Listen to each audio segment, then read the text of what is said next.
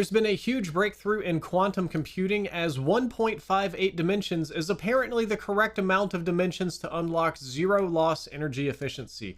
And I know this sounds like a gigantic mouthful of scientific buzzwords. I'm going to try to break it down in a meaningful way today.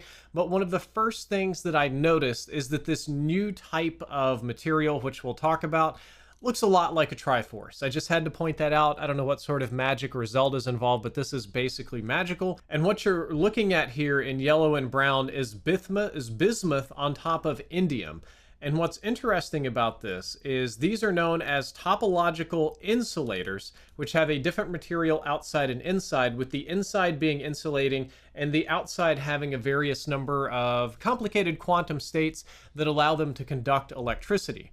In this case, scientists in China have managed to make one function in fractional dimensions. It's not something we think about often. We think about dimensions as 1, 2, 3, something like that.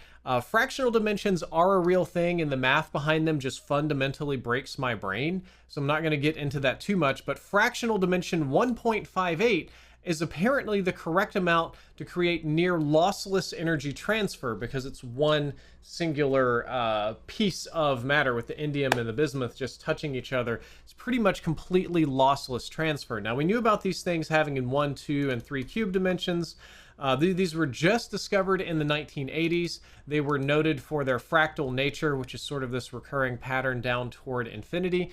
And here's a very good explanation. They got a Nobel Prize for discovering this. On the inside, topological insulators are insulating, while at their boundaries there are currents running. This makes them very suitable for applications in quantum technologies and could reduce world energy consumption enormously. So the only downside is they have to be very, very cold to exist, so it's very difficult. However, scientists recently managed to put bismuth on top of indium, and apparently that works for creating one of these things.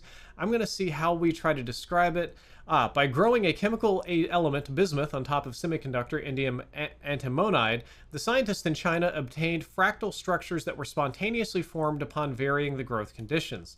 The scientists then theoretically showed that from these conditions, a zero-dimensional corner modes and lossless one-dimensional edge states have emerged, which is very complicated. As they describe, by looking between the two dimensions, we have found the best of both worlds, because the fractals behave like two-dimensional topological insulators at finite energies, and at the same time exhibit zero energy, a state that at its corners could be used as a qubit. My God, it took us a long time to get there, which are the building blocks of quantum computers.